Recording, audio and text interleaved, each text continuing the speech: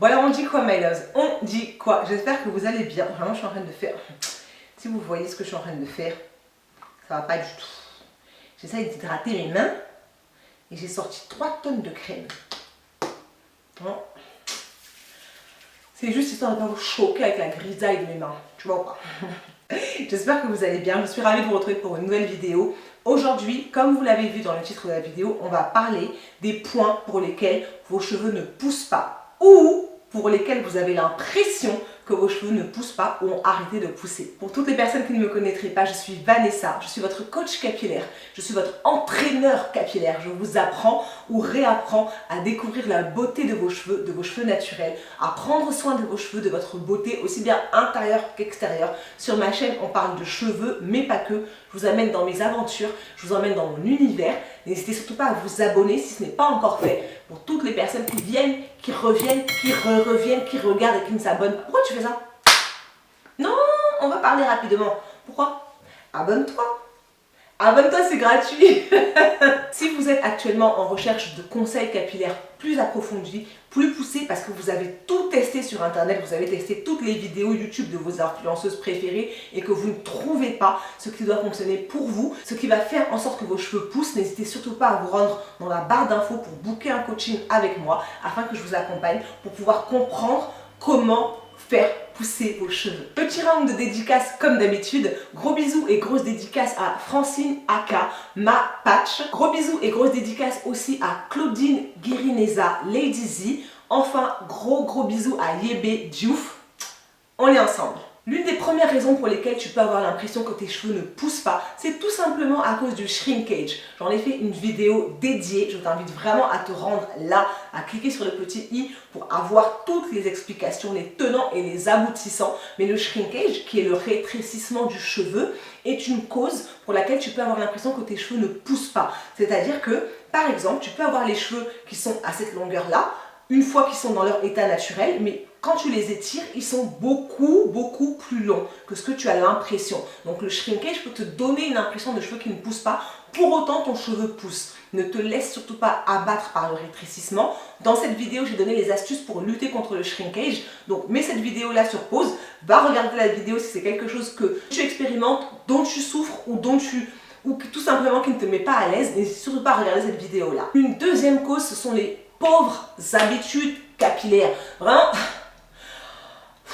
je suis fatiguée vraiment. Manipuler les cheveux comme ça, brosser comme ça, prendre le peigne, passer le peigne comme ça. Vraiment, vous avez des habitudes capillaires qui sont parfois très mauvaises parce qu'on ne vous a pas appris. C'est la raison pour laquelle tu es sur la bonne vidéo.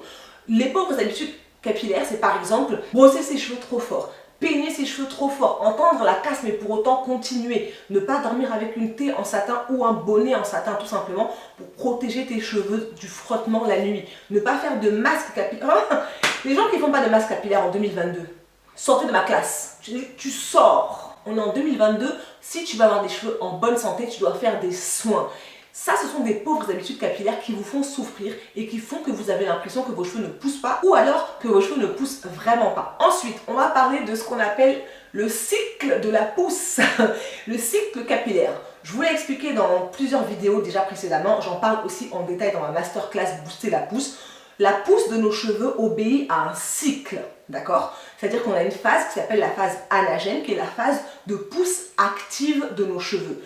Il se trouve que génétiquement, que c'est Dieu même qui a fait ça comme ça, certaines personnes ont une phase de pousse qui est plus courte que les autres. Donc sur notre tête, à des moments différents en fait, je peux avoir un cheveu qui, lui là, est en fin de vie, il est en train de mourir, mais ici je peux avoir un petit cheveu qui est en train de pousser. D'ailleurs vous voyez, celui-là comment il est court, comparé à celui-là, voilà, j'ai un cheveu qui est en train de pousser et j'ai un cheveu qui va bientôt mourir.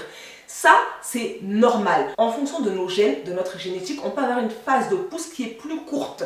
Tu ne peux pas en vouloir à quelqu'un, on t'a créé comme ça. Il suffit juste de le prendre et ensuite de l'adapter à ta sauce. Il faut faire les soins adaptés, avoir une routine adaptée. J'ai créé un e-book qui s'appelle Une routine simple pour une pousse saine. Le lien est juste là dans la barre d'infos. Tu apprendras comment mettre en place une routine pour que tes cheveux poussent simplement et efficacement. Il faut vraiment tenir compte des gènes. Ça compte, ce n'est pas l'argument principal, mais la génétique compte aussi dans la phase de pousse de nos cheveux. Ok, cette raison-là, vraiment, je pense qu'elle se passe même de commentaires.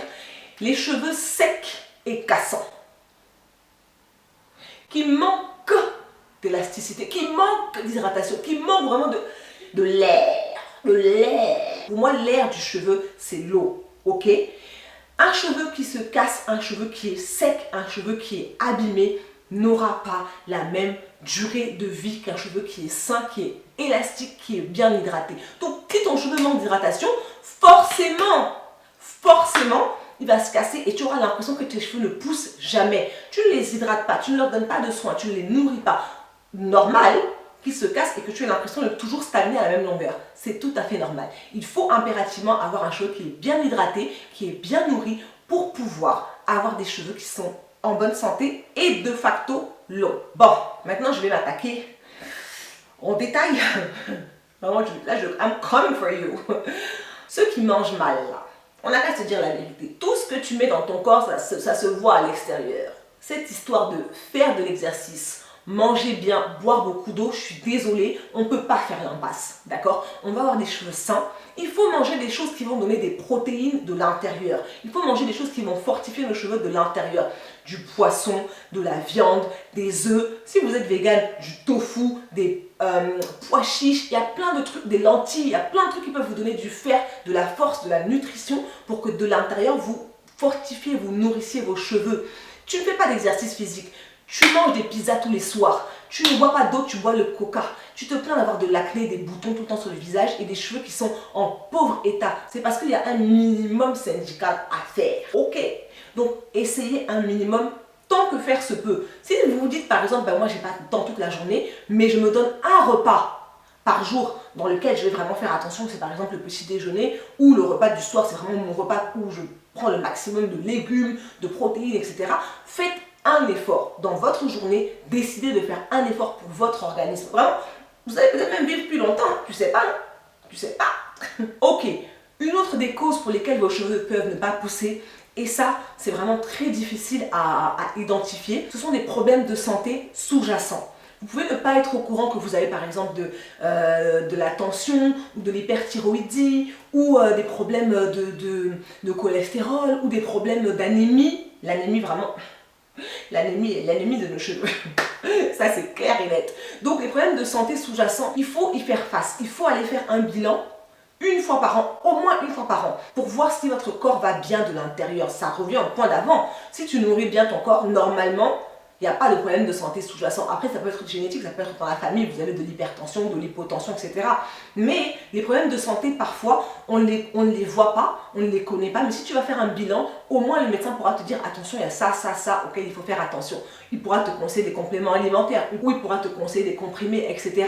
Mais quoi qu'il en soit, faire un bilan de santé une fois par an, c'est ultra important et ça ne sera que bénéfique pour vous, déjà, de savoir comment ça va dans votre corps et pour vos cheveux. Ok.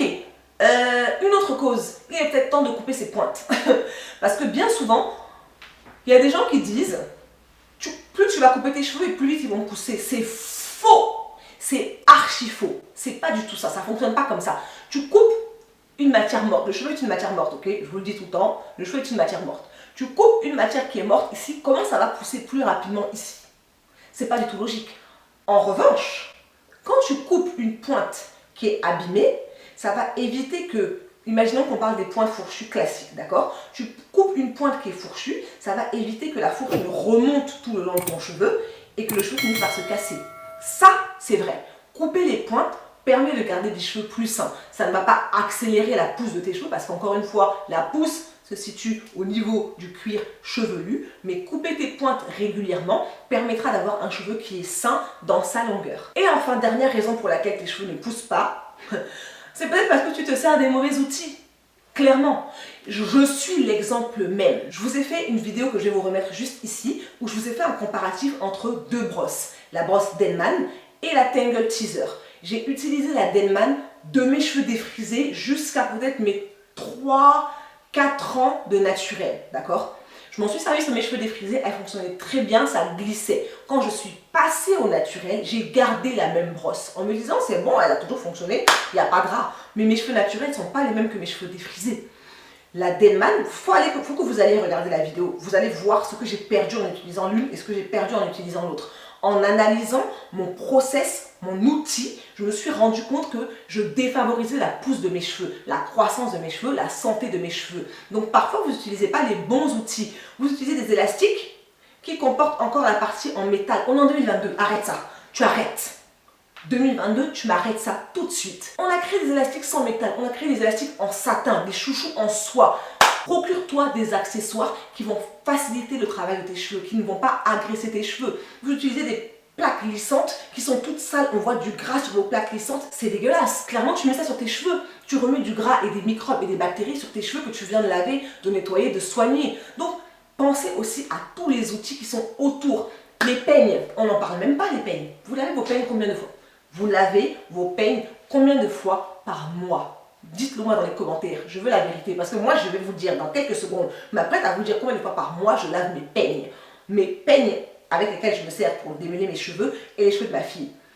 Chaque semaine, 4 fois par mois, chaque semaine, je lave mes peignes. Parce que je ne m'en sers qu'une fois par semaine, au moment du wash day. Quand j'ai fini, je suis encore sous la douche en train de me laver le corps. Je lave en même temps mon peigne. Je prends la petite brosse à dents pour les cheveux, je mets un peu de shampoing dessus, je lave mon peigne, je les réaccroche à ma barre de douche. Terminé. Rendez-vous dans une semaine, puisque je ne vais pas y toucher dans la semaine. Donc c'est important que vous preniez soin de vos outils et que vous utilisiez les bons outils pour que vos cheveux puissent pousser en santé. Donc voilà my love, c'est tout pour cette vidéo, j'espère qu'elle vous aura plu. N'hésitez surtout pas à me dire si vous êtes coupable d'un de ces 8 points que j'ai cités, parce que moi je vous ai déjà dit le point, j'en ai dit 2 même, j'en ai même dit 2, ok. Donc moi j'étais coupable par le passé. Si cette vidéo vous a plu, vous savez ce qu'il vous reste à faire, à la liker, à vous abonner, juste ici en cliquant pour vous abonner, pour ne rater aucune de mes nouvelles vidéos. En attendant la prochaine, prenez bien soin de vous, je vous dis à très vite. Mouah.